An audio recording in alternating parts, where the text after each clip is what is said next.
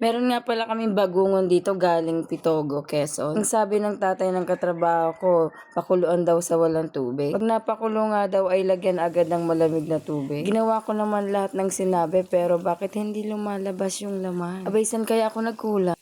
Ginawa ko naman lahat. Kaya nga para lumabas sila, nakakuha kami ng martilyo at ayun, durog ang bahay nila. So, napakadaling kuhanin ng laman. Tinanggal nga rin pala namin yung cover ng shell. Baka kasi masama sa paglunok, ay aba. Nung matanggal na nga lahat sa shell, ay ito na, tinugasan kong mabuti para hindi mapasama yung mga nadurog na fiber na galing sa shell. Dahil nga di ko pa alam kung anong luto dito, nilagay ko muna siya sa kawali na walang tubig at nilagyan ko ng asin para hindi lang siya masira agad. So, ang problema ko ngayon, di ko na alam kung anong luto ang gagawin ko dito. Kasi ang alam ko lang, may shell pa to pag ginagataan. Shout out sa family Abiera. Thank you po sa pagtiyaga na manguha ng bagungon na to. Salamat. At salamat po sa mainit na pagtanggap sa bahay niyo. Salamat po ng marami. Bye-bye.